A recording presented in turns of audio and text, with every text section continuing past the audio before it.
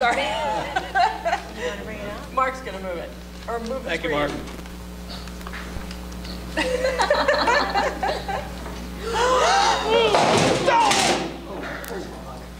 Wow.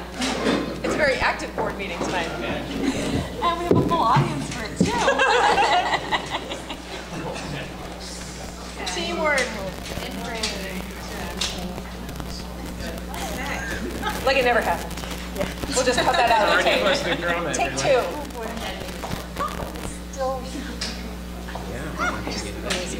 All right, Linda, get us started. I pledge allegiance to the flag of the United States of America and to the republic for which it stands, one nation, under God, indivisible, with liberty and justice for all. Well, that was an exciting beginning. Thanks, everybody.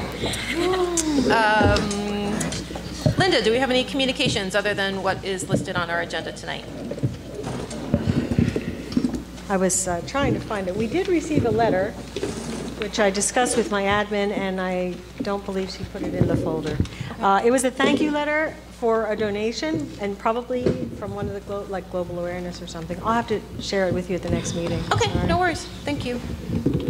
All right, next on our agenda is to approve the minutes from the public workshop and executive session from October 9th, 2017, and the regular public and executive session from October 16th, 2017. Does anybody have any questions or concerns with those minutes? No? Okay, seeing none. Linda, could we have a roll call, please? I would like a motion. Oh, sorry. Can I get a motion to approve those? So moved. Can I get a second? Second. Can I get a roll call? Okay, yes. Now you. Ms. Byer? Yes. Ms. Cimarusti? Yes. Ms. Gowan? Yes. Mr. Krieger? Yes. Mr. Magaziner? Yes. Ms. McFadden DiNicola? Yes. Mr. Roslowitz? Yes. Okay, so that brings us to Dr. Taylor's report. I'd like first one to refer to the students if they have anything they'd like to share. We do have a report tonight. So to begin, we don't have anything from Irving and Bartle, but the middle school, for the middle school, all of the middle school students competed in a homeroom decorating contest. The students were given parameters to use only recycled products on their doors, and they were very creative in what they considered recycled and created doors that Monet would be envious of, according to the principal. Parent-teacher conferences were held November 6th through 8th. Teachers met with parents and reviewed benchmark assessments, grades, and provided parents with in-depth details of their students' progress and areas of improvement. The middle school held a press conference with a senator and representatives from Learning Alley to showcase the program's use in our school. Learning Alley provides text-to-speech services for books, texts, and reading materials. The senator procured a grant that covers the cost of the program for the middle school, and students that use the program as well are as representatives from for-profit organizations, board members, and districts. And building administration had the opportunity to participate, and it appeared on the NewJersey.com website. Students in Spanish classes celebrated Cinco Dia de los Muertos by baking traditional sugar skulls, artwork, and drinking homemade Mexican hot chocolate. And all middle school teachers recently had training in conducting restorative practices and will be involved in a book study of a book by Dr. Chris Emden from Columbia University related to cultural competency. At the high school, so this Wednesday we'll be hosting Service Day, which is an annual day where we perform different kinds of community service projects. So representatives from the Environmental Club, Key Club, Red Cross, Global Awareness Group, and other school clubs will be running workshops all day. And we're also very excited to welcome inspirational speaker Eric Legrand for the final pep rally. The football team is preparing for the annual Thanksgiving Day game. Coach McGlynn and the other coaches and the entire team are working very hard at practice, but we do expect it to be a really tough game for Highland Park. The fall play, The Election, went very well. Ticket sales were excellent, and high school students who came on any of the 3 nights enjoyed guest performances by Mr. Lassiter, Ms. Marioni, and Mr. Gold. Congratulations to the entire cast. I saw the play and I thought it was really phenomenal. The Environmental Club hosted a cleanup at the high school this weekend and collected 5 trash bags full of garbage on the school grounds. So we're really excited that they're out there kind of beautifying our grounds. And Liv and I are very excited because we received our first comment from a student. So a junior mentioned to us that she was really worried about the growing achievement gap that she observed in her classes, and she thought that students, including herself, didn't always feel very involved in their education. So some of her suggestions were about projects and more hands-on assignments, and we were really happy to tell her about some of the stuff we observed, you guys talking about, including the makerspace and especially like the elimination of the U.S. History 2 honors things to try to do that. So we did kind of communicate some of what's happening here to her, but we wanted to let you know. I'm sorry, what did you say, what grade level the student was? She's a junior. A junior. In cross country, senior Peter Tilton placed first in Middlesex County at the New Jersey Meet of Champions this past Saturday. So congratulations to him and the entire team who advanced to states 2 weeks ago. It was an excellent season for cross country. And finally, Mr. Lassiter sent out a survey to the entire student body asking students to respond to questions about the new schedule. Results will hopefully be completed by the end of November, and then Mr. Lassiter, certain teachers, and Student Congress will be able to evaluate how the schedule operates from the student perspective. Great. Thank you both so much. Does anybody have any questions for either of our student reps? No? Okay. Thanks. I'd like to spend a few minutes updating the board and the community on the status of our strategic plan. We're in the second year of our plan. Those of you who are new to the strategic plan, this is a culmination of effort among 60 some odd members of the community who came together 2016 June and identified 4 broad areas that the community felt we needed to focus on, and then identified several goals and action steps that we've been implementing over the last couple of years. So tonight, I want to dabble in a couple of highlights, things that have happened in the last couple of months of which you might not be aware. One of the focus areas has us looking at promoting educational equity. In general, looking at the whole child, looking at more than just academic performance, but trying to foster social, emotional, and psychological health as well. The first goal of the first focus area of our strategic plan has us formally putting in place programs that might help students outside of intellectual growth. And we are currently running, in our effort to support this goal, lunch groups at both Irving and Bartle. And you should know we actually have 6 lunch bunch groups in both schools. These are small groups of students who are referred either by teachers, parents, guardians, principals, anybody who around the student feels can benefit from the various themes I'm going to show you now. At Irving, it's a little tough to see. I'm hoping you can catch that. I'll read it out loud for those who can't see the titles. We run 6 groups: Soaring to Success, Social Skills Stars, Positive Attitudes and Behaviors, a group called the SEL, that stands for Social Emotional Learning, Superheroes group, a group called Yoga Strong Kids, that's all about practicing mindfulness activities, a group called Garden to Friends, a group called Confident Kids, and the 6th group that meets at Irving is called the Helping Hands Divorce, Loss, and Separation group. At Bartle, we run similar groups, different titles, including what we refer to as the Keep Calm Crew group, Bartle Buddies for newcomers to the school community, and a general lunch bunch group that focuses on how to start, maintain, and foster stronger relationships with each other. These groups are very active. They're meeting 2-3 times a week, and they involve anywhere between 10 to 15 students in each group. Also inherent in that first goal is our work towards promoting cultural responsiveness, and the student representatives referred to what the middle school is doing. I'd like you to know that the leadership team has been heavily involved as well in professional development, that one of our own principals has turnkeyed for us, Mrs. Osemier. We've specifically looked at such things as what is referred to as white supremacy culture, microaggression, how hidden biases, implicit biases, may in turn lead some of us to microaggress. I'm actually going to try to play an audio clip that I recorded of a couple of minutes of one of the meetings we had recently in which we dived into a heavy conversation about how we are interacting with students of all kinds of cultures, not just by race, ethnicity, but also by gender identity, socioeconomic background. We don't really see our true face unless we look in a mirror, right? And I think that we go around, and we had a senator in the other day talking about Highland Park, but we really need to look at ourselves in a mirror. And it's, when we look into that mirror, and we started looking into the mirror by looking at our implicit biases and things of that nature.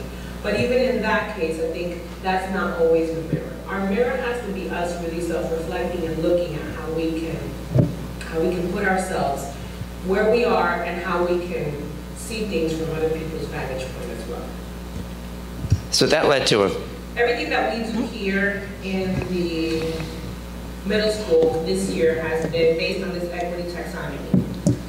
And today what we're going to delve into is the second part, which is that cultural proficiency piece. If you look at an equity taxonomy, there's different aspects of it: instruction, opportunities to learn, physical integration. And we are kind of past that physical integration. I mean, we have everybody here. There's race, disabilities, genders, classes, sexual orientation. But now we're going to just talk a little bit more about our own cultural competencies. Yeah, and that's So, I think it keeps repeating itself. I'm sorry. That is Mrs. Asemier talking to our supervisors and principals. We actually dived into a rich discussion that lasted about an hour. Our leadership team is made up of folks from different cultural backgrounds as well. So when we do talk, because we've created a safe environment for us to open up and be honest with each other, we talk very honestly and very directly. It's not until that we have our leadership team fully having taken ownership over this topic that I think we will be able to effectively model for the teachers, who will then model for the students what we expect of them when it comes to relating to all kinds of folks from different backgrounds. So that's why I think the work we're doing with the leadership team is so vital. Also, in our first goal first focus area is a goal that has us doing more for for families and guardians and members of the community. One of the action steps that we weren't able to tend to last year, but finally have this year, is to create a resource handbook for anybody who needs a contact for financial support, medical support, therapeutic support.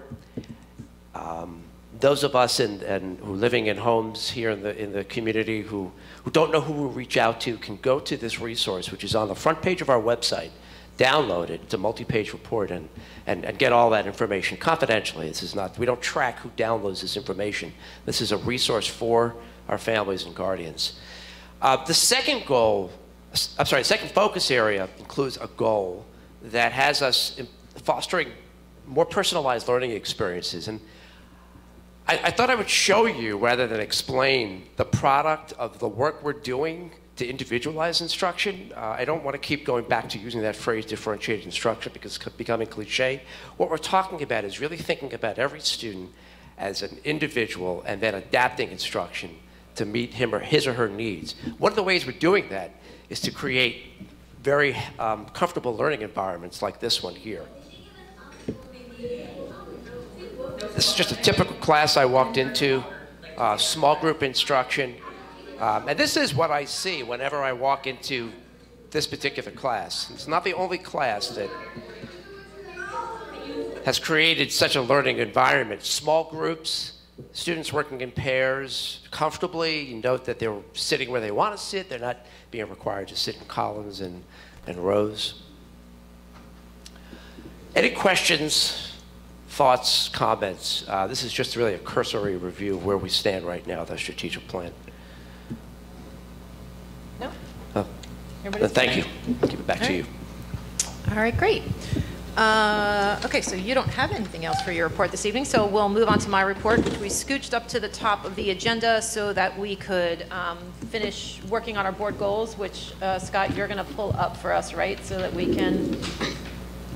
Up I'm sorry, say that again? You were going to project, I think, the board Oh, goals yes, for us I will, again, but so from we- my, okay. from my desk. Okay. So did anybody have any other, Anne had added a couple of things that she wanted to, I want to actually withdraw that addition. As I read through them, I saw whether it covered elsewhere. and The yes, whole edition? The whole edition. yes. okay, the Yeah. whole edition. Okay, so, So I'll boot all it right, up. so. I agree with you. You agree with her removal? Okay. It's going to be one Well, second. it seemed to me that like Jersey On, for example, was already integrated into one of the other steps. What was it? Ensuring technology access for all students. The hand. Yeah. The handbook. I applaud the creation of the 2-page resource list. I'm not sure that's the handbook I envisioned, but it's, it's better than what we had, and it's on the website. I'm actually losing track of what the other ones were, but. Good, thank All you. right, yeah. Okay, so did anybody else have any other concerns about what we came up with yesterday or want to add anything else? Okay, so maybe we don't even need to put them up if we don't have any, everybody's good? Okay, so Linda, can I just move that we approve the board goals as drafted at last week's meeting?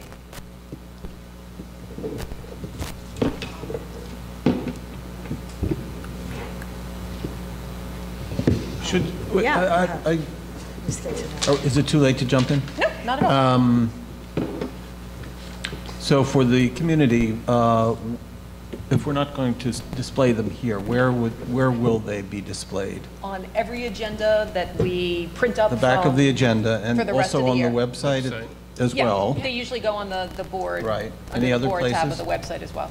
Just those two places. So those and- they're easily accessible. And, I mean, and if anybody watching at home wants to go back to our last board meeting from last week, that's when it was all discussed, and we hammered out those goals. So we now not only live stream for everybody at home, but then we have a YouTube channel where everything is, all of our meetings are warehoused, And, so. and my question is, Everything is was there editing done between last Monday and today? No. Okay, so everything that has been changed was changed last Monday? Yes, nothing Okay. has been, Anne had sent a couple of suggestions, but then. Okay, yes, got it, okay. Then rejected her own. Yeah, her own sorry I additions. bothered you guys. Yeah, I mean, because we can't collaborate Yeah, on right. something outside of a meeting. Okay, so do I need to add anything else to that, Linda, or can I ask for a motion? Yeah. We're you have- approving the 2017, 2018 board goals as drafted at the November 13th meeting.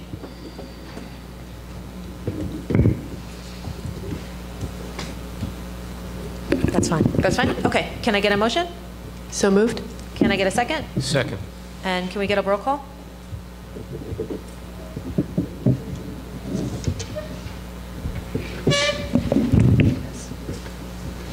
Ms. Byer?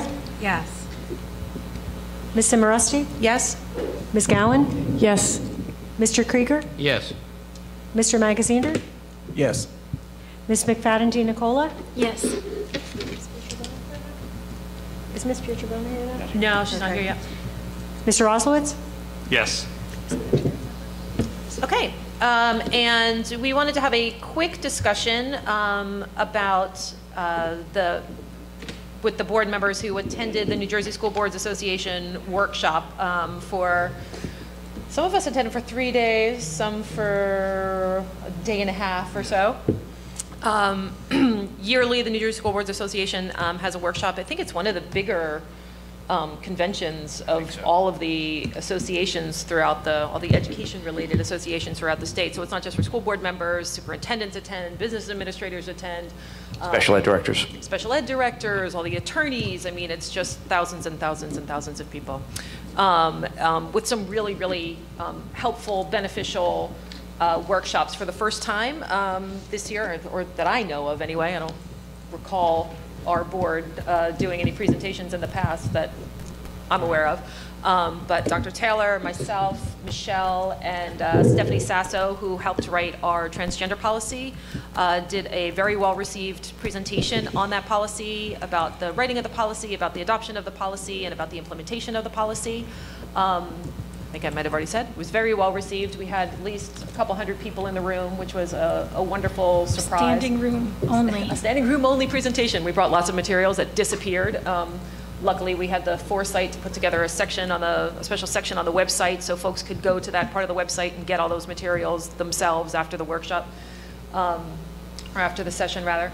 And you know, we had people coming up to us for the remainder of the workshop, thanking us, and I got stopped in the elevator. I was like a celebrity. it was really nice. It was really nice to know that there are a lot of other districts out there who, if they hadn't implemented a policy, were still interested in implementing a policy and were seeking out guidance for how to do that. So that was great. So that was a really wonderful experience. But I wanted Mark and Michelle and Rob and myself were the Rob Magaziner were the ones who attended. So I wanted everybody to just kind of like give us a couple minute synopsis of some of the more interesting sessions that you attended. Shall I? Please. Okay. So the first thing, I was there all 4 days. This is the first year it's been Monday through Thursday. The first thing that I would say as an overall overarching theme is you get to see what other districts in the state are doing. You get to see what other boards are doing, what other districts are doing, what other superintendents are doing. You get to meet the different attorneys, different other service providers, computer networking, and so food services, etc. So you get a lot of the culture of what's going on, and I think that's really fantastic. I personally attended meetings on the HIB law, harassment, intimidation, bullying law. That's been ongoing work that the board has been doing with the administration. I also attended meetings on ethics, a school board and board member, and administration ethics, what the law is, how it has changed. And going back to the HIB law, they discussed changes that are coming or possibly coming, and there are changes coming that will make the law much easier for us to, we think, much more easy for us to manage and to understand and to kind of control.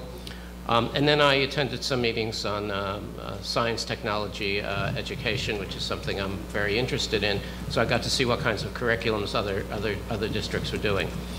I also subbed for Scott. There was a green team, or a Sustainable New Jersey, which Highland Park is involved with, and Scott couldn't stay at work back at the district, so I co-presented with some folks from the state and Rutgers, and it was a very good and interesting meeting. So anyway, it was great. And again, the top end of that was that you get to see the culture and what's going on in the rest of the state, and that's worthwhile if you do nothing else.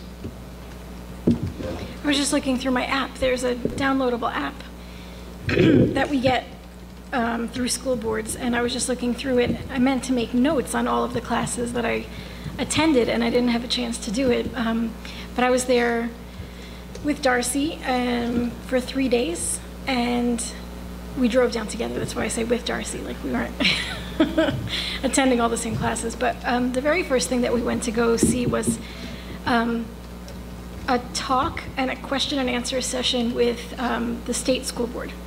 And those are appointees. And it was interesting. There were a lot of good questions asked, and it was really good to hear a lot of the questions were those questions that I had that I was, a little too frustrated to ask. But it was good to hear them asked. Unfortunately, we didn't get any real solid, definitive answers from those questions. But the other really wonderful experience, besides presenting on behalf of our school, our policy, was the farm to table, I believe they called it. It was a farm to table, Jersey Fresh resource, I guess, that was being promoted, and it was really wonderful to see how many different iterations, farm to table could take in a school setting. So there was a school in Newark that had a really intense farm to table program built into their curriculum, to the point where everything everything that they did in that school seemed to focus on their gardens, and this is in the middle of Newark. They had like rooftop gardens. They provided vegetables for their cafeteria.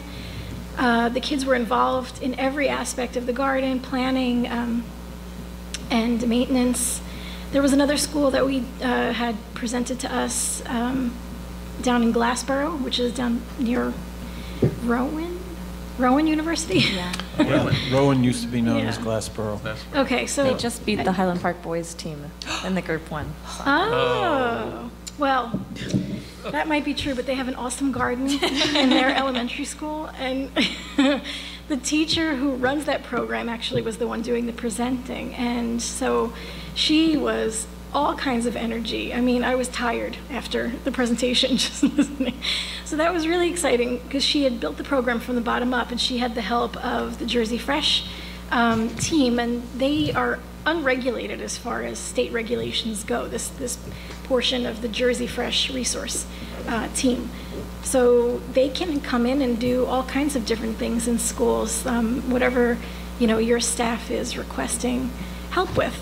And they were so welcoming. They were like just unbelievable. They wanted emails and they wanted questions, and they had a table set up outside the workshops in like the general, I called it a marketplace. It wasn't really a marketplace, but it was that kind of feeling, you know, going to like a marketplace. Everyone had their tables set up with their services. And I mean, the experience of seeing other school board members like face to face and hearing a lot of their stories from their districts was really enlightening. I mean, I felt like we've got our stuff together, and yeah, we have a lot to be proud of here. And yeah, it was good to network. I think that it was really an important experience, and I plan on going every single year. And you got 3 more to go, so. Yeah. I think I can, well, first of all, I think Mark and Michelle described the experience really accurately. It's funny because before I came to be on the board, these meetings used to be kind of jokingly referred to as, oh, that's where the school board members go to drink the Kool-Aid, which we all, I mean, it's somewhat of an insult, but and is it true? I don't know. But actually, after being there, and I was only there for 2 half days, really. It was I went down on Wednesday afternoon and returned on Thursday morning. So having been there, for that short of a time, I kind of feel like it is worthwhile. It is energizing. You do learn a lot. I attended one session which was on filing tenure charges as a board, which there's a lot of legalese and role play and what have you, which was interesting. Didn't pick that one for any particular reason, but that happened to be in the neighborhood. And as you walk through the marketplace, as Michelle described it, I mean, I've been to a lot of trade shows, and this was typical, you know, a lot of booths set up and people trying to interest others in purchasing their products and what have you. So there is that aspect of it. Thursday morning I took a class, which was a required, so board members, the first 3 years of their first 4 members. I did my 4-year training. Oh, okay. Every year for the first 4 years of being on a board, each year you need to take a class, take a course, pass that course. So it's a training, and the first year that I was on the board a year ago, I did that training online. This time I decided to do it with some others, and it was a room full of people who learned a lot. It was about finance and governance. And I found that a lot of the topics that we discussed and reviewed were things that we actually do really well in our finance and budgeting process. So Yay, Linda. yeah, it was pretty cool. All right, well, I can definitely, from my experience, let people know that this is not where Highland Park goes to drink the Kool-Aid. If anything, this is where we go to set the record straight. Actually, there wasn't just drinking of the Kool-Aid, and I'm not speaking about our group, but some of the others might drink other things. For sure. But one of the most probably enlightening sessions that I attended was with the Deputy Commissioner for the State Department of Education, Peter Schulman. I'm a little infamous with guys like that, I'm afraid, so they kind of they're ready for me to get up and ask them some difficult questions.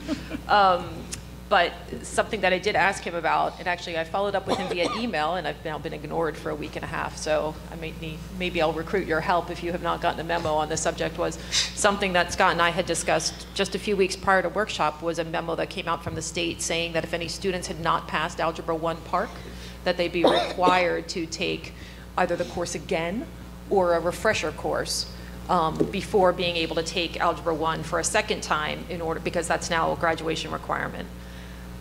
We both thought that was a little preposterous, but this is what's coming down from the state. This is what you have to do. So I got up and I asked a question pertaining to that and was told, oh, no, it doesn't have to be a course. They don't have to read. I was like, I read the memo. It was all highlighted. That's what the memo said. And then the response was, oh, well, then the person who wrote the memo did a really bad job. She's back there. Like literally pointed some poor woman out in the back, was like, hi, I wrote the memo. It was like the most bizarre thing ever. I was like, way to go, Department of Education. You guys really rock. You really rock it. So the response I got in that session was that another memo would be forthcoming to clarify that students do not need to retake Algebra 1 as an assessment. Districts do not have to come up with an entire refresher course, which means writing a curriculum, which means teaching that curriculum, which means more hours that students aren't moving on with their math advancement because of a test that's now a graduation requirement when they're in potentially 7th grade, 8th grade. So maybe we can figure out a way together to nudge him gently to get a response. And no memo has come from the Department of Ed since.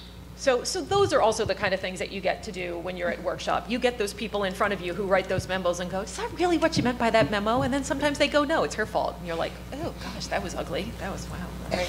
Or as Michelle said, get to ask questions of the State Board of Education and understand that we now have, a board that the departing governor has pretty much stacked full of people who don't know what the heck they're doing.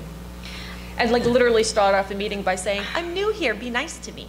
And you're like, yeah. You're an appointed one of, 16 appointed people who are going to set education policy for the entire state. It's not our job to be nice to you. It's actually our job to come and ask you really hard questions and for you to get us the answers. So I just want to add one thing now that you're saying that. It's not easy to get any kind of audience with the State Board of Ed. No. I mean, I think they only allow maybe two times a year there's open public comment. Open public comment meaning you can ask a question from one room to a group of strangers where there may or may not be a board member present to answer your question. Like, it's a really frustrating thing to see so many of our friends go down and try to ask a question these 2 times that you're allowed to see them. So this was a really... Yeah, so this is a remarkable way to get access to people who are otherwise pretty much inaccessible. So I always try to attend. The one I didn't attend this year that I typically try to attend was the legislative session, because then you get legislators that you can also get access to, but that conflicted with something else. So I think just that question to Peter Schulman alone was worth the price of admission, not only for our district, but for kids in districts all across the state, who lots of districts are making kids retake an entire course based on not passing the park, and that's just utterly preposterous. So if we could have had a small hand in changing that for kids across the state, I'll be extremely happy. So, okay, that's, I think, it for our school board's workshop update. And so we'll move on to our board committee reports. And just for anybody who's here or anybody who's watching at home, this is our voting session. The way we run our board meetings now, we have a workshop session first, where it's all these same items on the agenda. We run through those items, we discuss them more fully. So tonight, you're just going to see us kind of run through them because we've already discussed all the items on the agenda. That way, we're never voting on anything that hasn't been fully discussed. We've had a few days before last week's meeting to look at those agenda items. We discuss them in full at our board meeting. We have another full week to think about them, and then we can come and we can just vote on them quickly. So don't think we're just like, oh, wow, they really thought about that stuff. The reason we go through it very quickly at this meeting is because this is our second meeting of the month, and we go through it more quickly at our voting session. So with that said, Michelle, could you run through the curriculum and instruction items? Yes, I'm really sorry. I'm just bringing it up right now, so I No might worries. need a minute. And you have- we really Michelle, only have to can- highlight anything that's new, if there is anything. And if anybody has their agenda, Thank you so much. Yes, okay. Yeah, there isn't anything new. So. Oh, okay. Michelle? Okay, I have a paper copy. I'm ready. And there's nothing new, right? Yeah, there's nothing new on the agenda. Right, so, okay, so the first item is the approval of the field trip requests. Number 2 is the approval of the HIB incident reports for September only. Number 3 is the approval of Handle with Care training, November 1st, 2017. Number 4 is the approval of Dynamic Learning Maps assessment training. Number 5 is the approval of Genesis gradebook training. Number 6 is the approval of the university graduate students, and that's the language arts department in the middle school. Number 7 is the approval of the health curriculum for grades K through 5. And number 8 is the approval of memorandum of agreement between education and law enforcement officials, the MOA. And I'll follow up your report by answering a question the board asked me regarding 2 field trips that were on the agenda, that are on the agenda. One regards DECA state trip, and the other is Mr. Gold's group's trip. So, as you can see, the DECA trip is costly. The board asked me to report what we ended up having students pay last year after all the fundraising. So I can tell you that the regional competition that DECA attends, which is in Kean University, ended up costing nothing thanks to funds raised by the DECA store and then initial dues that are paid. The board supports those dues, so the students aren't paying them.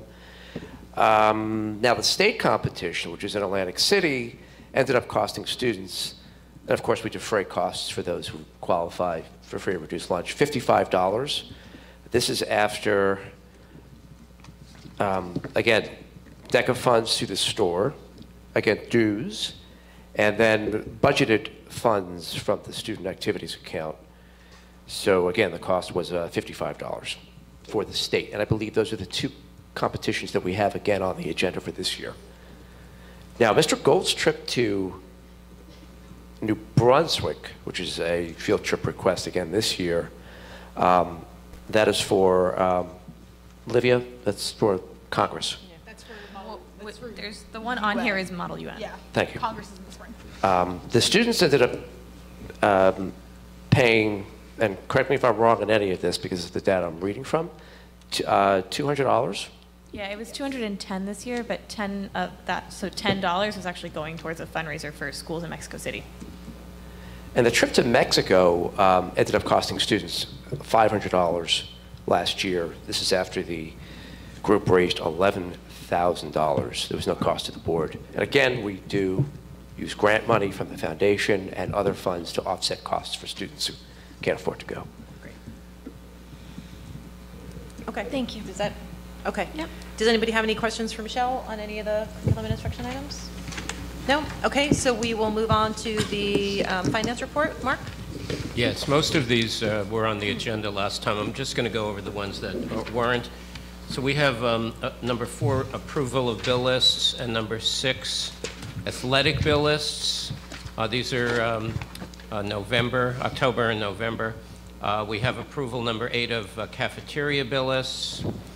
Numbers 10 and 11 and 12 are treasurer report and board secretary report and Board of Education certifications that we haven't overexpended our budget. Number 13 is approval of budget transfers. I do want to repeat a thank you, number 15, for the grants from the Highland Park Educational Foundation. And I think I calculated last time it was over $20,000 on these very, very worthwhile projects. So again, a thank you for that, for those programs. On number 16, we have a new approval for professional services for Christopher Palfrey. Number 22 is also new. We've been awarded a where is it? We've been awarded a Bezos School Award. I assume the first name there is Jeff. So thank you, Jeff. For $1,000. I'm sure he's watching. What's that? I'm sure he's watching. I hope he's watching. He's streaming. I mean, he should be watching. He should be watching. I hope we see more in the future. Number 23 is a proposal for the replacement of the middle school, high school automated controls, and we got bids, and they're very different, but one of them entails a lot of extra work to reconfigure the whole system because the other vendor has the configurations for the system. And then 24 is to actually award the contract. It's for $11,220 to Johnson Controls, which is a very well-known, serious company and does this kind of work. And then number 25 is new, and it's a pre-litigation settlement agreement, which is to allow a charter school student to attend an out-of-district placement. And that's the full finance report. Okay. Anybody have any questions for Mark? No. No? Okay, seeing none, we'll move on to personnel. Good timing, Judy. Yes, well done, Bam. Thank you very much. Okay, there's not a lot of changes in personnel this week either, so I'm just going to go over the new items. Number 13 is the approval of a personnel payroll bookkeeper, Francine Gartner, effective January 3rd, 2018. And that's to replace a retirement. Number 19 is the approval of 2 volunteer coaches. And could I ask about Sure. 18? So we have a Schedule B position, student funds, new at Irving School. There's 4 positions. I missed that. I'm sorry. Yeah, there's four student fund positions. Have we started making determinations who are going to be approved for those? Yes. By December 11th, I'll have the remaining 3. In December? Correct. Thank you. December 11th and 18th. Thank you. The work is still being done. I don't want you to think that we're not actually. This work is still being done. It's still being done. Okay, thank you. and then I have a reading correction on number 29. The after-school assistant pay rate should be $10.75 rather than $10.25 per hour. And, one more. We have an approval of a medical leave, number 30, beginning November 13th with the return date of December 19th. And that'll do it. Okay. Does anybody have any additional questions for Judy? No? All right. Seeing none, and we don't have Cherise here for equity and excellence. So we will move on to public comment. Policies. Oh, sorry. I totally missed policy. Sorry, Ann. These are exactly the same policies, excuse me, that we discussed at 2 first reading meetings, and then we discussed at our workshop meeting for second reading last time. The only difference is that we've taken the overdue school lunch money policy off the table for now, pending some further discussion about that with the administration. But everything else is exactly as we discussed it last time. And Linda and Scott did provide us with the information that we were looking for from last week's meeting, so I'll get a chance to review that. I haven't looked at it yet, but we'll take a look at that, and then we'll see what implications that has for the policy moving forward. Sorry about that, Ann. Oh, it's fine. And Cherise is not here for equity and excellence, so we will move on to public comment. Sorry, back to policy. If we tabled 8550, the next time we bring it up, will it go back to first reading or second? Yeah, it'll go for second. Yes. After we go. Okay. Oh, Yeah. I guess so. Sorry for mine. So the Highland Park Board of Education welcomes public participation. Is reserved this time for your comments. If you would like to make any public comment, you can come up to the podium. If you're a resident, just state your name and your address. If you're a student, you can just say, hi, I'm so-and-so, and I'm a student.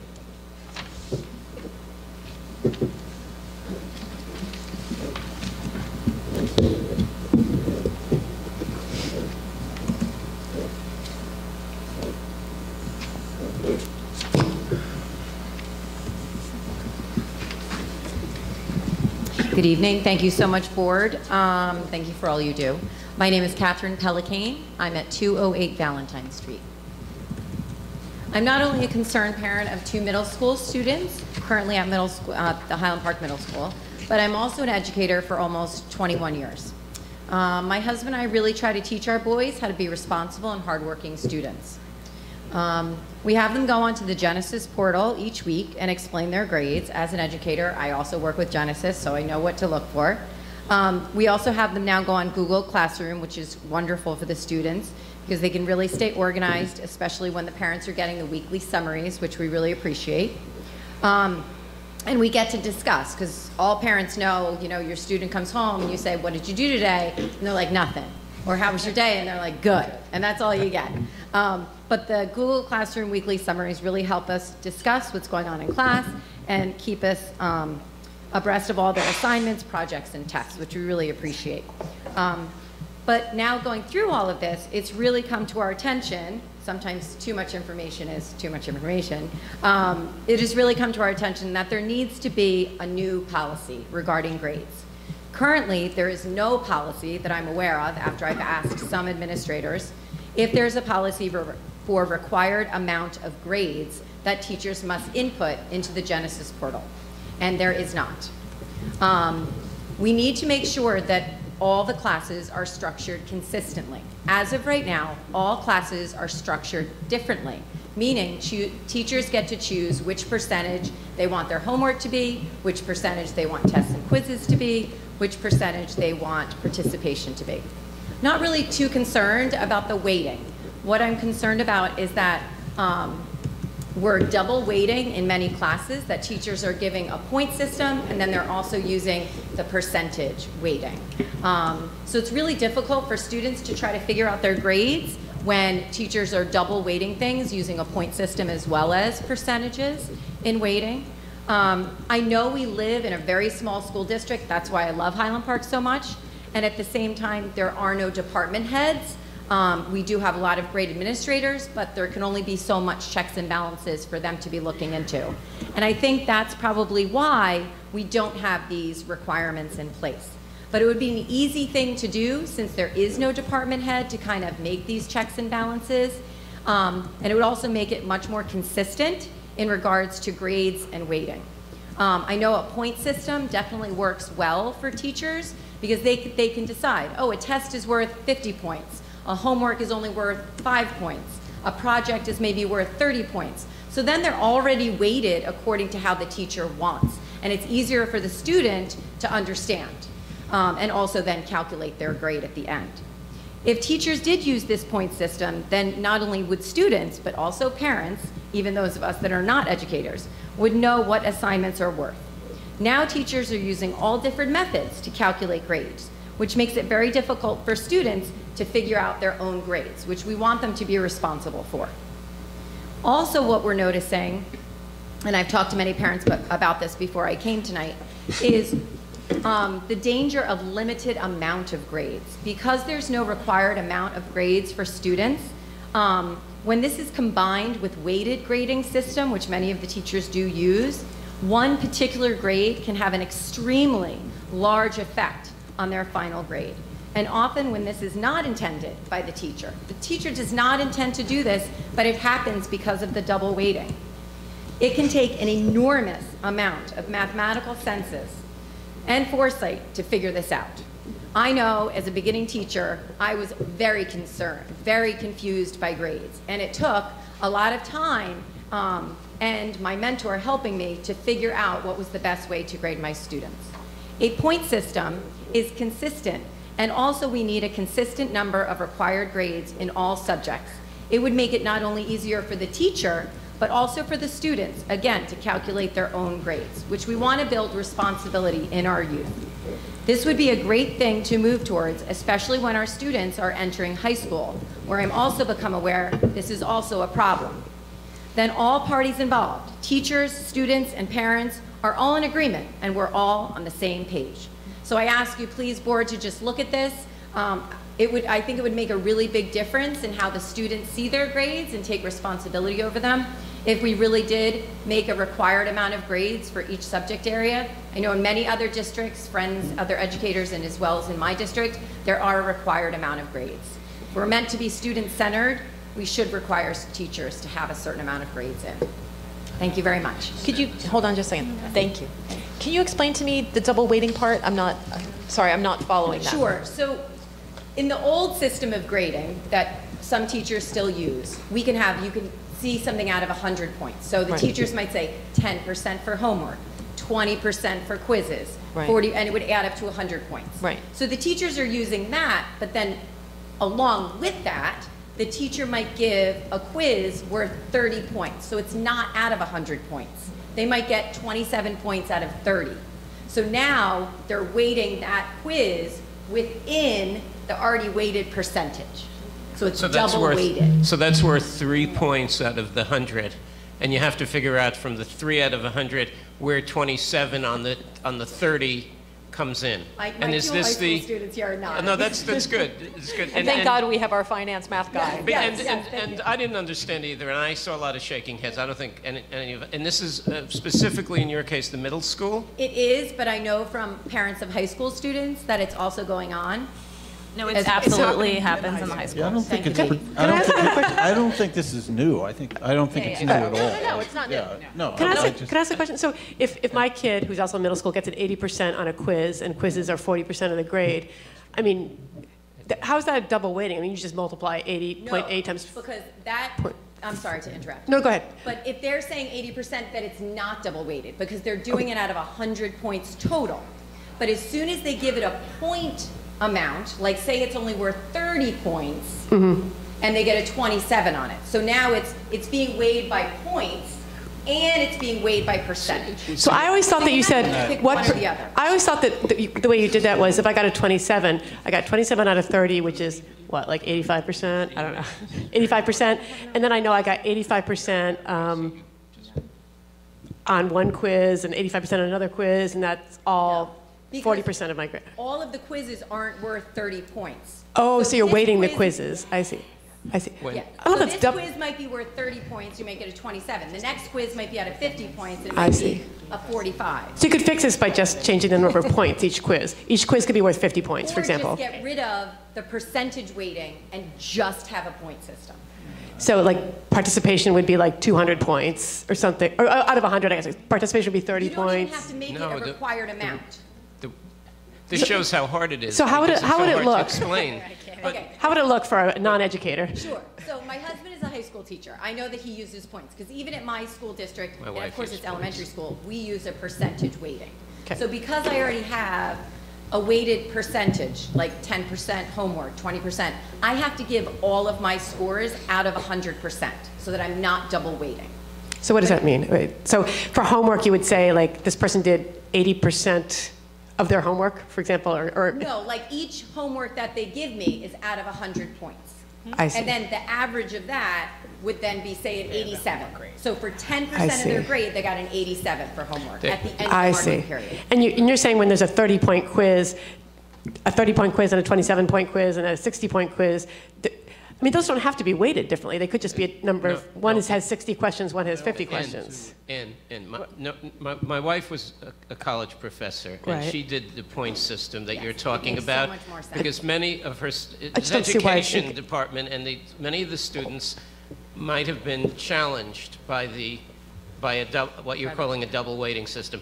And I think to answer your question, because I used to help her set this up, if you have a quiz is worth 3. On the overall 100% of your grade for the whole year, it's worth 3. A single quiz. No, I understand and then the quiz is out of 100.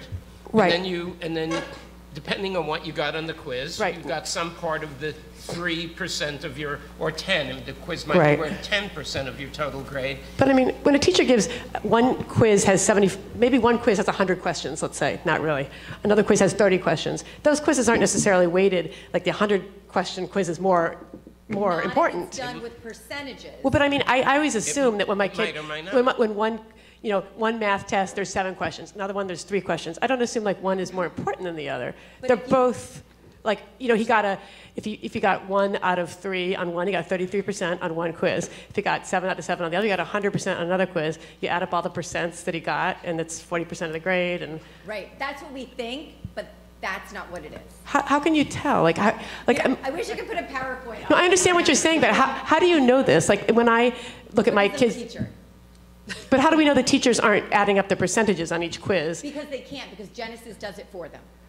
Right. Oh, Genesis can't calculate you got 27 out of 30? No, I'm not saying that. I'm saying when they do it out of 30 points, Right. they say 27 out of 30, Yeah. right?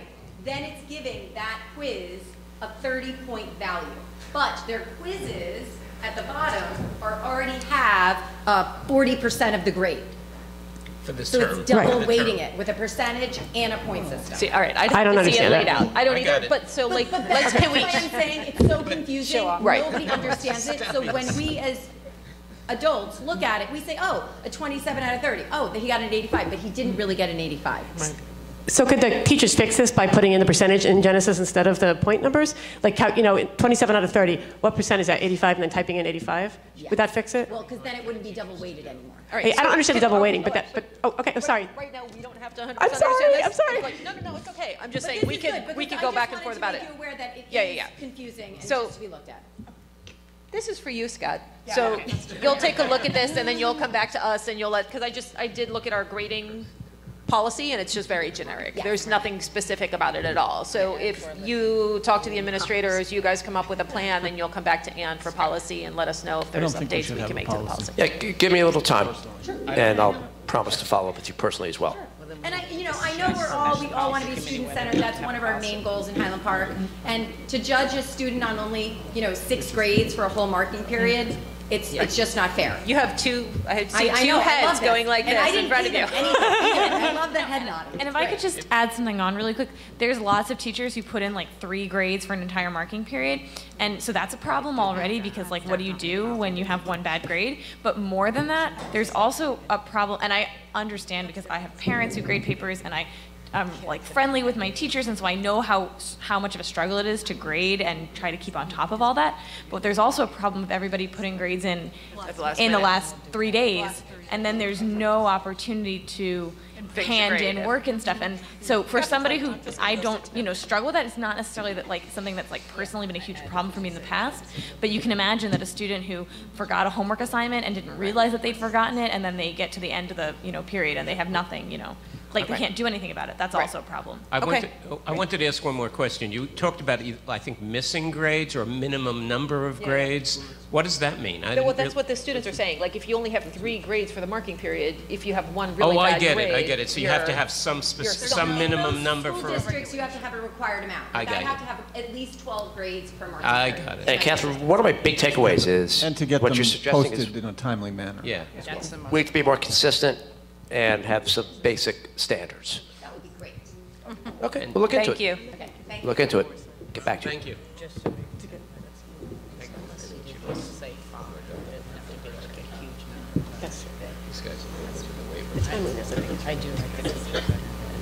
So guys, if you could just write your names down there and then state your names, and that'll do it. We'll assume you all go to Highland Park. They do.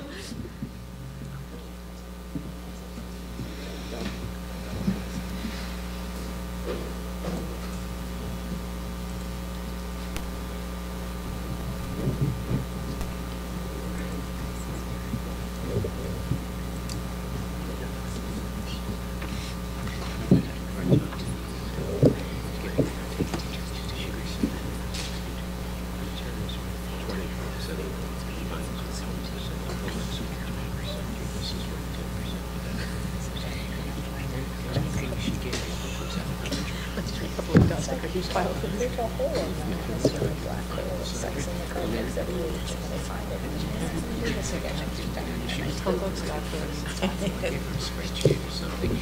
changed. So it's not on teachers to do it and be consistent. Go ahead. It's all you. Head coach of Highland Park High School harasses the underprivileged students. Wait. Just state your name. Oh, yeah. Brandon Doss. Thank you. And do you want these? Big. Well, one at a time. Okay. Well, I'm Brandon Doss. Dylan Darkwa. Jamal Morris. Ray Paso. May I begin? Yes, you may. I'm sorry. I didn't know. You can adjust the microphone if you need to move it. Head coach of Highland Park High School harasses the underprivileged students in our school, and the school covers it up to save his job.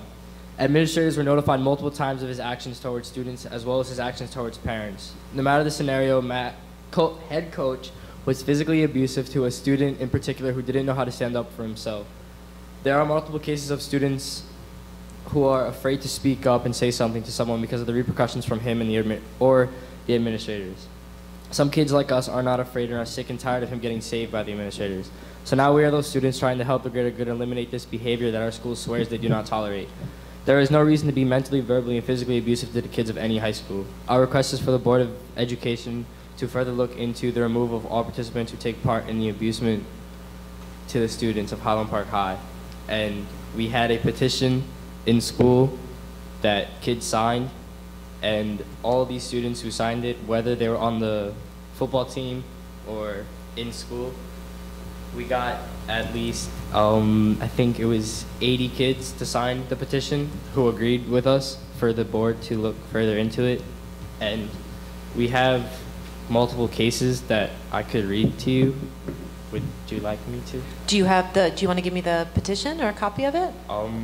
I do have a copy. Or if you give it to me, we can make a copy and give you a copy back. Can we do that in the middle school office? Yeah. That would be great. Yeah, but on the back of it, I have the info. Oh, we'll give it back to you. Okay. Don't worry. And we won't copy whatever's on the back if there's something on the back you don't want copied. Did you want to read? Do you want to read what's... Yes, please. Yeah. We can just make one for now. Okay. Yeah. And then we can make more later. Do you mind giving it back to him, Linda, so he can read it first? Yeah. Yeah, So he'll he read can it and then we, yeah.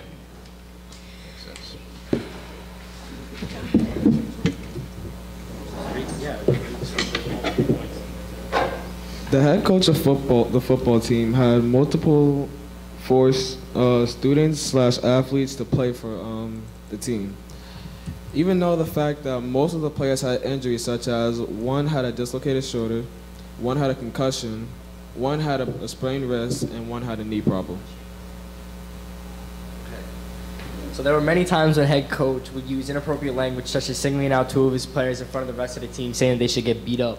Another example of the head coach using inappropriate language is during practice, on and off the field. He constantly curses and using very offensive statements to some of the athletes. A specific example of this is when another coach and himself both called one of the athletes a disgrace to Highland Park football, making them feel unwanted on the team.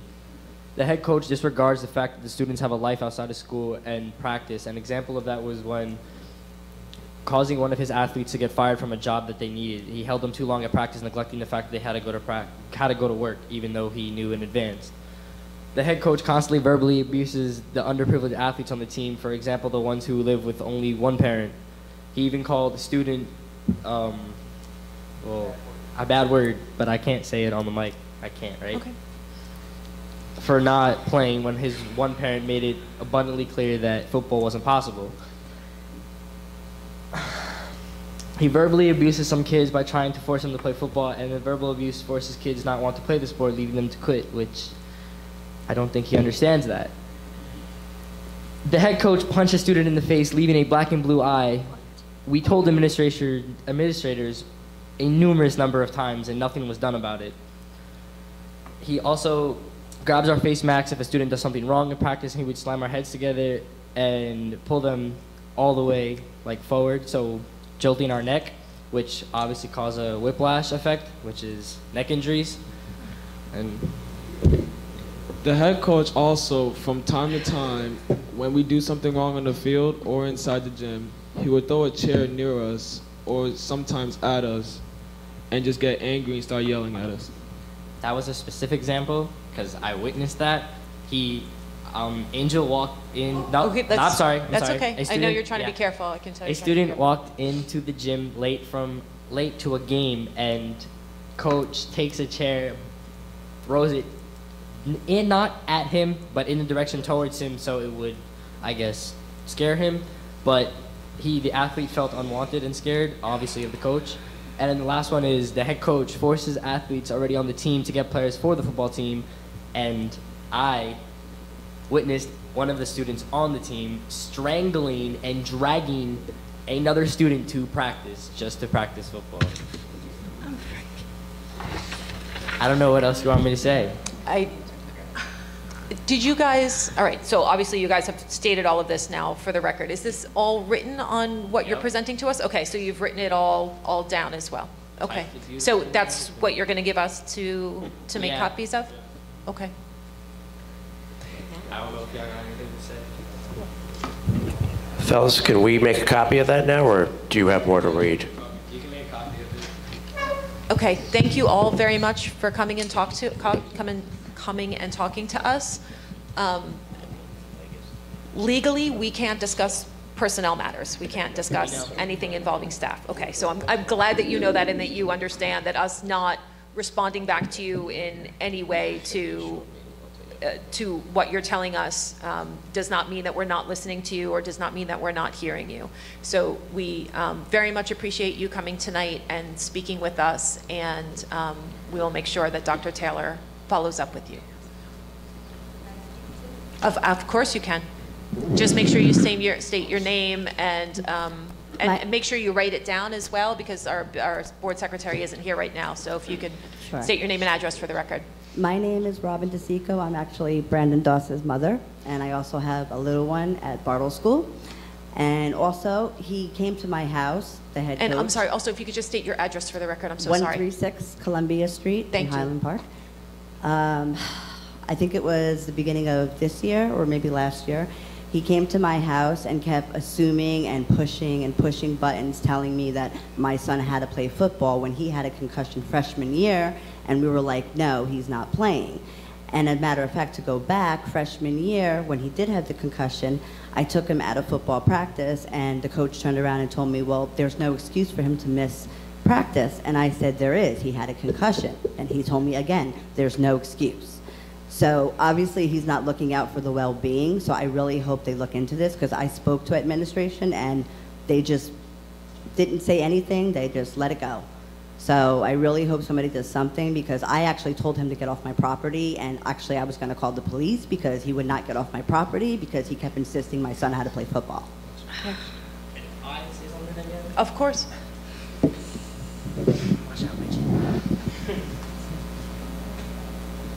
Thank you. You're welcome. Thank you for coming.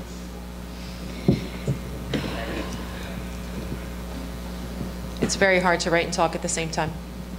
So, I know you said you're going to tell Mr. Taylor, but we told two big administrations, and one of them was Taylor.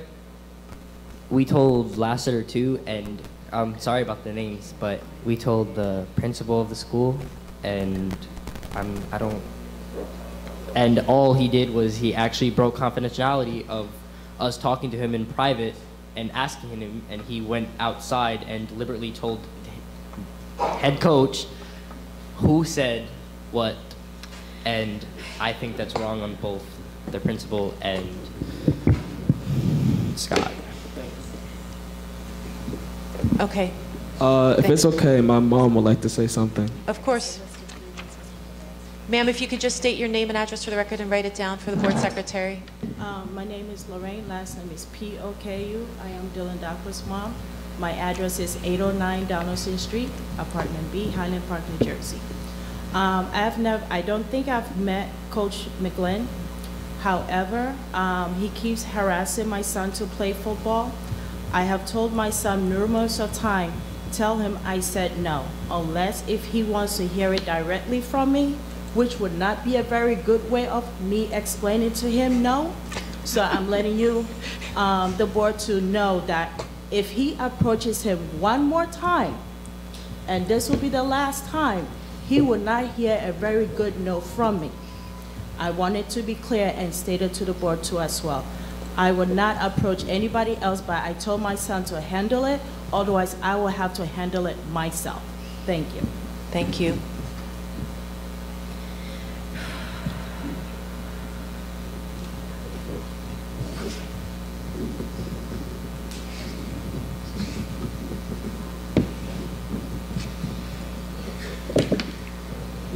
Thank you all very much for coming.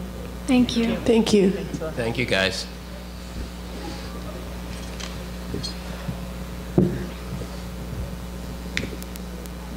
Okay, is there any other public comment?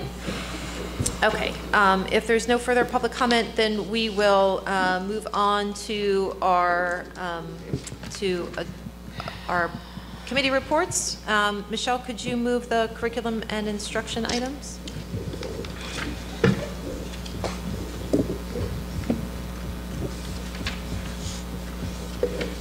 It's 1 through... I'm just collecting. I'm sorry. No, I got That's it. okay. I got it. I'm just 1 through 8. correcting myself. Yes. It's hard to shift gears.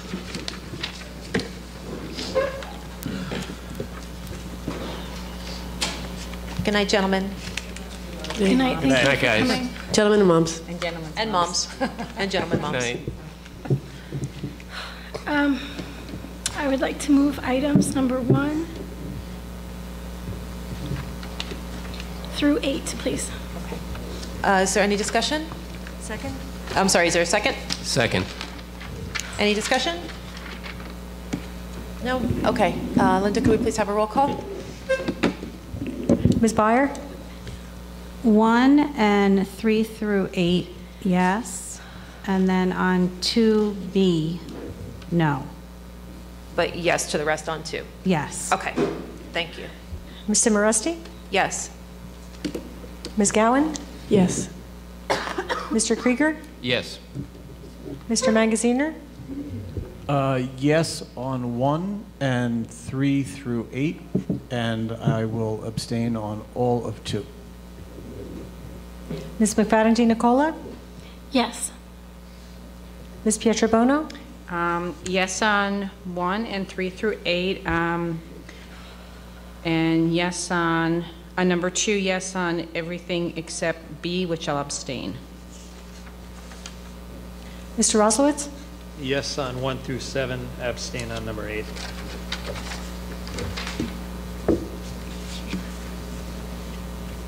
Oh, sorry, that's the end. I forgot Teresa's in here. Mark, could you move the finance and facilities items, please? Yeah, I'll move items 1 through 26. Okay, is there a second? Second. Is there any discussion? No? Seeing none, Linda, could we please have a roll call? Ms. Byer? Yes. Ms. Simoresti? Yes? Ms. Gowan? Yes. Mr. Krieger? Yes. Mr. Magaziner? Yes. Ms. McFadden Nicola? Yes. Ms. Pietrobono? Yes. Mr. Roslowitz? Yes. Okay, and Judy, could you please move the personnel and communications items? Sure. I'd like to move items 1 through 30. Okay, is there a second? Second. Is there any discussion? Okay. Okay. Okay, Linda, could we please have a roll call? Ms. Byer? Yes. Ms. Simoresti? Yes? Ms. Gowan? Yes. Mr. Krieger? Yes. Mr. Magaziner? Yes. Ms. McFadden Nicola? Yes. Ms. Pietrobono? Yes. Mr. Roslowitz? Yes. Okay, and Anne, can you move the policies for us, please? Yes, I'd like to move number 1. Okay, and where we didn't put on? Yeah, that one is omitted. Okay, great. Yes. Okay, can I get a second? Second. Is there any discussion? No? Okay, seeing none, Linda, could we please have a roll call? Ms. Byer? Yes.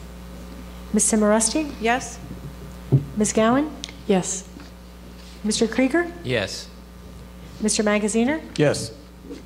Ms. McFadden Nicola? Yes. Ms. Pietrobono? Yes. Mr. Roslowitz? Yes on A through G, no on H. Okay, so Dr. Taylor, you wanted to... Would like to formally introduce our new supervisor of curriculum and instruction and congratulate Ms. Fittipaldi and her family, Ms. Rebecca Fittipaldi. Congratulations. Please take the podium. Say a few words. I don't have to sign in, correct? You do not. Okay. Well, I wanted to say thank you very much. Very excited. I am so appreciative of this opportunity. For the past 11 years, I have had the pleasure of getting to know the students, the families, the staff, and all the community members here in Highland Park. And although I've spent most of my time at Irving School, I've had grown relationships with many staff members, administrators, and stakeholders here. So I look forward to continuing to foster these relationships as I start my new position. I bring to this position a strong background in balanced literacy programs, social and emotional learning, and best practices in all areas of instruction. My primary focus when I step into this position will be to meet with all the content area teachers, take a needs assessment of the district, and continue to build the relationships with the members of the community. I look forward to supporting the district's strategic plan by creating differentiated learning experiences, a culturally responsive curriculum, and to continue to hold our teachers and students to high levels of achievement. So thank you again for this wonderful opportunity, and I look forward to working with you all very soon.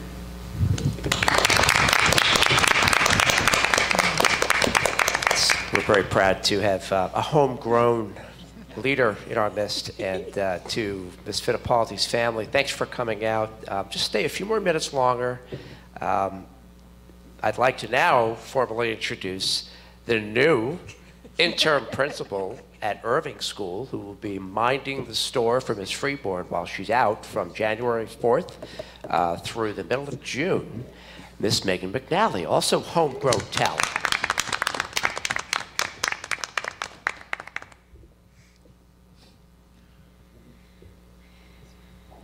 I guess I don't have to sign in either, right? Good evening, everybody. It's my pleasure to be here, and I'm extremely excited for the opportunity at Irving. Last year, I had a wonderful opportunity being able to cover an administrative maternity leave for Ms. Brady, who was out, and I really hope to take the knowledge and working with everyone and the parents, the families. Though with the little ones, I'm extremely excited to go back to where I originally started in education. So, thank you. So I want to thank the Personnel Committee, Ms. Sawaris-G. All of you were so supportive and helpful.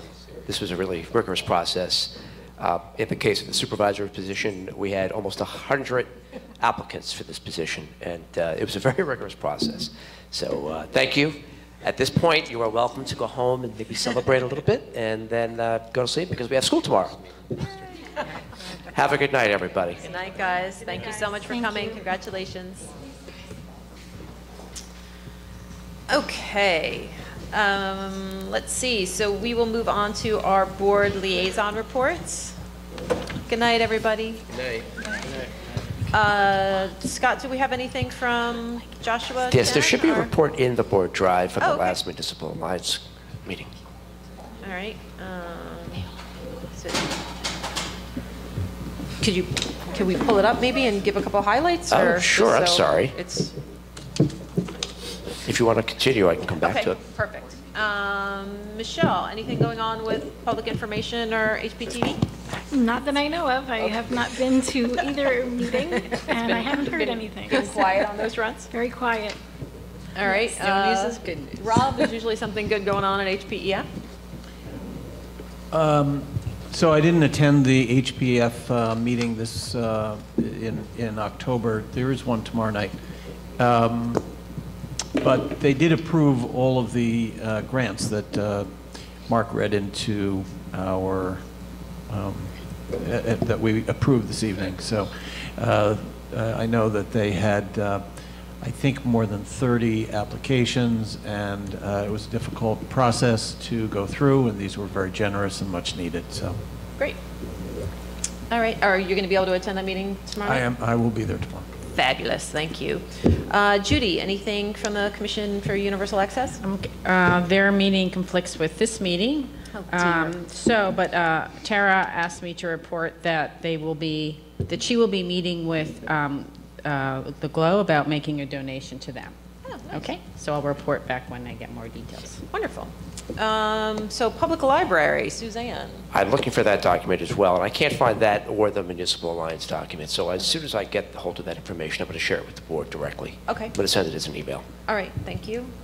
Shared services, there hasn't been anything on that front either, although Dr. Taylor and I have a meeting tomorrow morning with the mayor and council president. So that's not exactly the same, but at least, you know, certainly goes to show that we are continually looking to work together with the borough to see where we can make our objectives align. So if anything interesting comes of our meeting tomorrow, we'll certainly let you guys know at our meeting next month. Ruth, do you have anything for us from CPAC? I do. So I received an email from Tara. I haven't been able to attend the meetings, but she said that the last 2 meetings had new parents come who were able to come because we had childcare available for them. Excellent. So they thanked the board for approving that very much. And the next meeting is December 4th at the middle school. The GLOW program will be presenting about their program. Oh, cool. Nice. All right, thank you. Sharice isn't here to update us on Highland Park Parents of Students of Color. Anne, do you have anything for Human Relations? I do. Nothing that's immediately actionable. Let's see, at the November meeting, we talked about the commission is running a book club. The first meeting is going to be Thursday, December 7th at 7:30 p.m. But people could also go to the Facebook page and look for Highland Park Human Relations Commission, and it should pop right up with all the events. They're going to be reading Everything I Never Told You by Celeste Ng about a mixed-race family living in 1970s Ohio and the tragedy that will either be their undoing or their salvation. I think that's from the back of the book. But it sounds like a great book. Okay, it is a great book. Says the librarian. I just felt that it was a little bit like canned summary. They're going to look into trying to give our library more advance notice in the future so that our library can order additional copies of the book, which was not, I guess that couldn't happen this time. We also talked about the Martin Luther King Day celebration. That's the borough celebration on which the Human Relations Commission takes the lead. That will be on Martin Luther King Day. They would like someone from POSOC to speak about the 40th anniversary of integration. So I will reach out to Sharice and make sure that's processing to the system. Let's see, there's one other thing. Sorry for my delay here. And there's an ongoing decal project that people might want to know about. It's Ruth, it sounds a little bit like what you've been talking about with regard to welcoming people with disabilities into stores. This is, it's a decal that the Human Relations Commission, I guess, will be sponsoring and making available to stores and places of public accommodation. We have to come up, I think they have to come up with a new phrase. It was going to be, it might be one world, one people, and they'll have some kind of statement about how everybody's welcome here.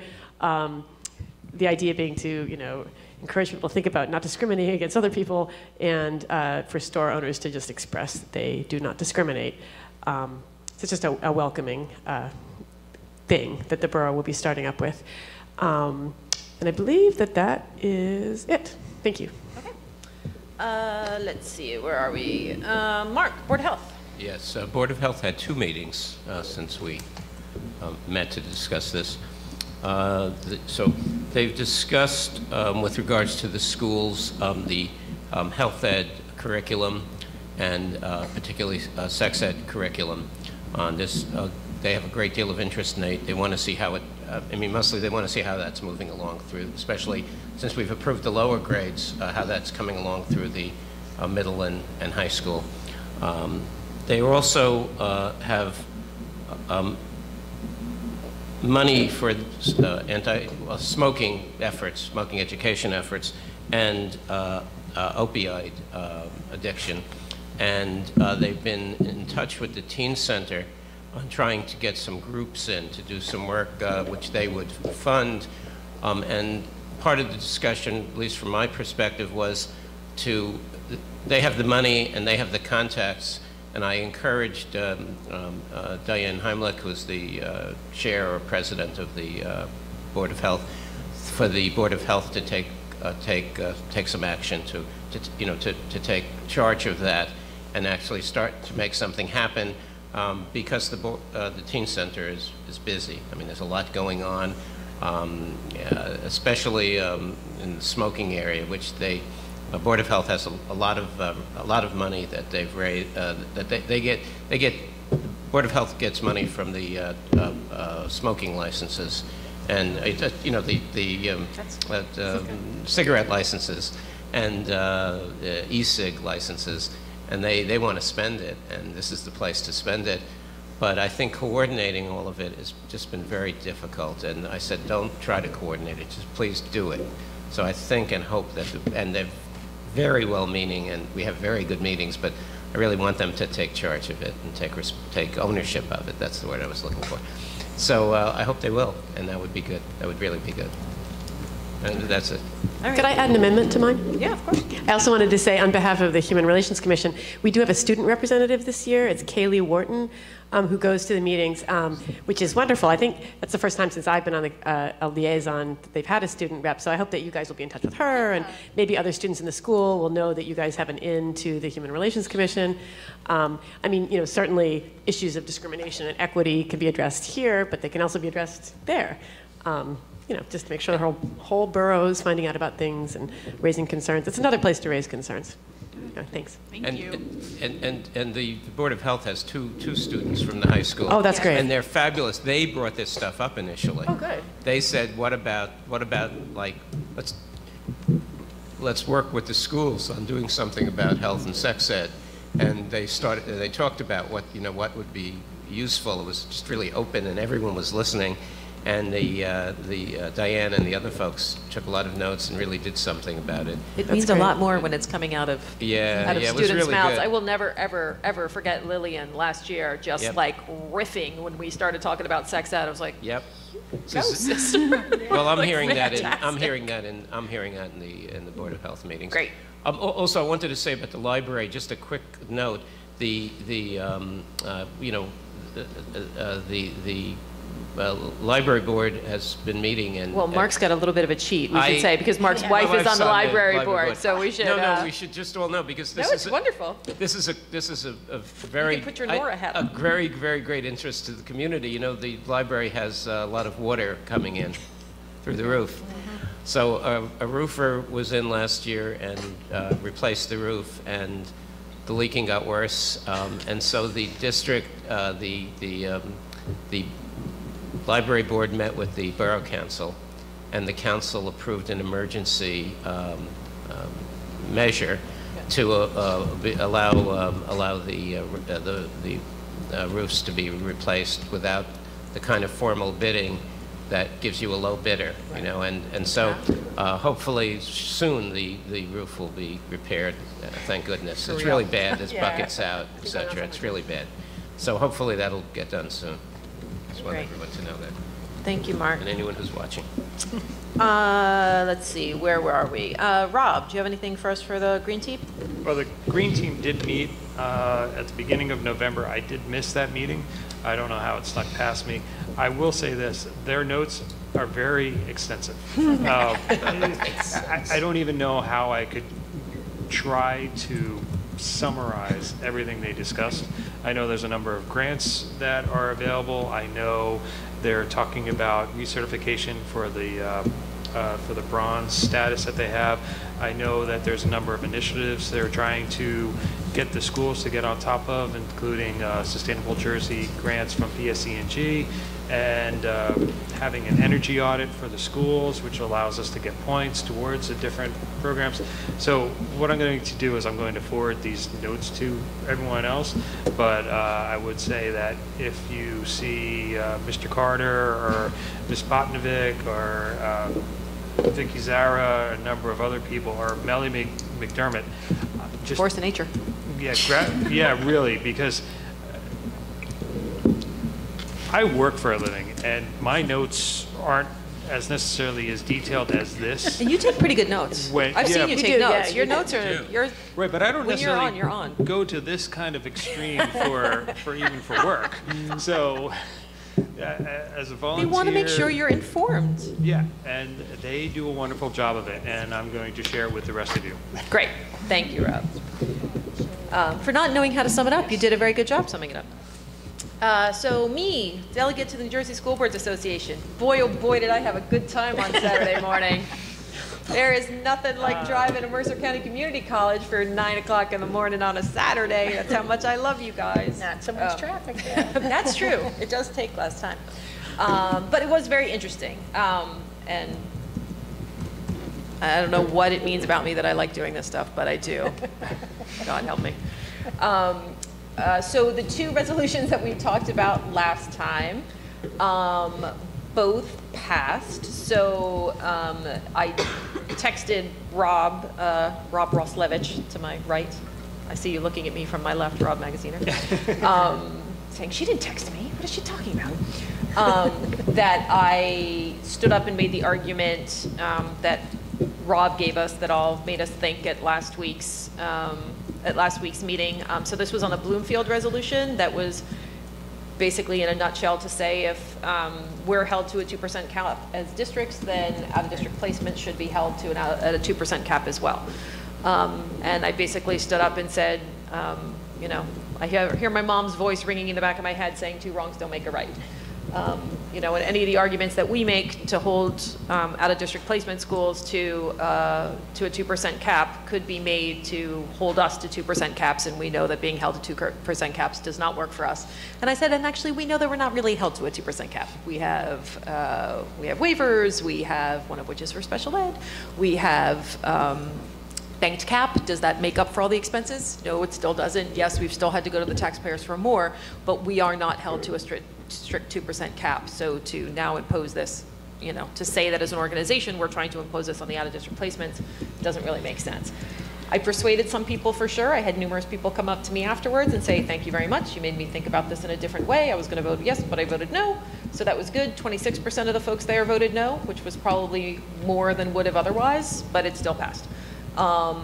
And let's see, what was the other resolution? The other resolution passed as well, which was the, oh right, which was the kind of no-brainer one saying that once a budget is struck by the state, once the state sends a district their state funding numbers, it shouldn't be changed as it was. And it was remarkable. Multiple delegates got up and said, you know, I'm from, I think one was from Washington Township, I think, in Gloucester County, and said that they got $1.2 million, just so that's after their budget has been set. So you get your state aid numbers from the state, you create your budget, you approve your budget, you submit your budget to your county superintendent, and then the state comes and says, sorry, $1.2 million less, and you need to figure that out afterwards. So that was kind of a no-brainer. The other one that was voted on was that Edison resolution from last month, which I don't know if you guys remember. That was the one that they put forward. They took our resolution that was about the charter school moratorium, and then they submitted it to the New Jersey School Boards Association Delegate Assembly, but stuck language in at the end that the only policy language would have been pretty much no more charter school seats in high-performing suburban districts. Yeah, so I read it and I was like, ooh. Oh my God. Which was not the intent of our resolution at all. So, and I didn't attend the last Delegate Assembly when that one was discussed. I honestly, literally somewhere between our meeting and that Saturday morning and just completely forgot, like got overscheduled and didn't go. But so I wasn't there for that discussion, but I read through the minutes, and it sounds like it was a very lively discussion, and people took the same objection that we would have taken to it, which is, you know, we're not going to just limit this to high-performing suburban districts. So anyway, the delegates had a long, drawn-out discussion about this, couldn't come to any consensus, so it was decided that this would be put to the resolution subcommittee for some sort of action. So what the resolution subcommittee came back and said was that and this is actually really interesting because I think if we would have submitted our resolution, this is part of what we would have done with it, which is they changed their current policy on charter schools, which starts, the NJSBA believes that prior to the formal formal charter school application being submitted to the state, and then they tagged on, or an application to expand an existing charter school. So they basically just added whatever they're saying about charter schools, they're saying the same thing about any expansion requests as well. So if a charter should be approved by a district, they're saying that an expansion should also be approved by a district. So they've broadened their umbrella when they're talking about charter schools, which is good. I mean, because before, what this does, when they brought in their policy language, that gives their government relations folks the green light to go into legislators' offices and say, hey, you know, you need to help our districts out with these, you know, these expansions that are running rampant all over the state. So, so that's a positive outcome, and the delegates overwhelmingly adopted that language. So that's now part of New Jersey School Boards Association policy. But it also sparked a conversation at the Delegate Assembly on Saturday about this idea of a moratorium. And I mean, I think the really tricky part was the Edison rep who got up and spoke, kept talking about the moratorium. I want to put forward a resolution about the moratorium, but didn't realize that that wasn't really what they put forward. Like, they put forward that resolution, but they only put in this very, very narrow language. So everybody just flipped out about that narrow language. So what it made me think is, for the next Delegate Assembly, we should take our moratorium resolution, adapt that for a full state-wide statement, and we'll submit that for the next Delegate Assembly. And it's going to be incredibly timely. Now that we have a new, you know, governor-elect, his policies on charters could land absolutely anywhere based on statements that he's made, based on the people he's putting on his transition team. The people he's put on his transition team, there's some wonderful people, there's some people that make me all kinds of nervous. So it's impossible to tell from who he selected where he's going to land on this issue. So some pressure from school boards across the state can't hurt. So that would be my recommendation, and I would certainly be happy to work on that. And coincidentally, I had somebody come up to me and talk to me who's impacted by another charter school down in Morris Township. Same exact situation as us. It's not in their district, but they're losing 6 figures out of their budget to this charter school that's not approved to serve their district, and they're very interested in doing something about it as well. So I'll stay in touch with them and, you know, get more. Always helps to have more friends on issues like this. So, so that's it. That's all I have for the Delegate Assembly. Does anybody have any questions? And Rob, you have anything exciting for us from Middlesex County School Boards Association? No, their next meeting isn't until May of next year. May? No way. That's, well, there's definitely one in February. I haven't found it. I see things throughout the state, but not necessarily for the Middlesex County School Boards, other than their just the SBA meeting on May 2nd. The SBA meeting? A School Board Association meeting, just the little meeting that they don't even have a program for it yet. They're just okay. All right, well, keep us posted. I can't imagine something won't pop up between now and May. I think that probably just haven't quite figured out what they're going to do next. Okay. We don't have anything on the agenda for old business or new business. Does anybody have anything they want to squeeze in anywhere? Could report out loud about the good news and the progress with the school libraries. Good news. There's good news. We actually do have progress. We do. And thanks in large part to Judy. She has been guiding me through Judy this. is not letting this go. Nope. That's a good thing. It's a very good thing. So for Judy. It turns out we now have three viable candidates for the 2 positions. Yep.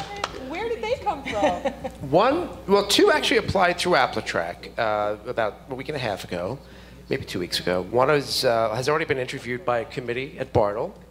They love this person.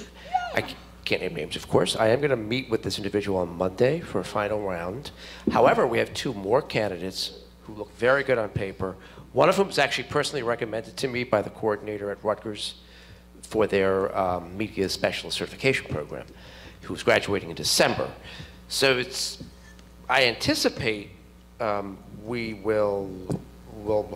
recommend somebody on December 11th for the Bartle position, and then the runner-up will hopefully be receptive to the part-time position at Irving.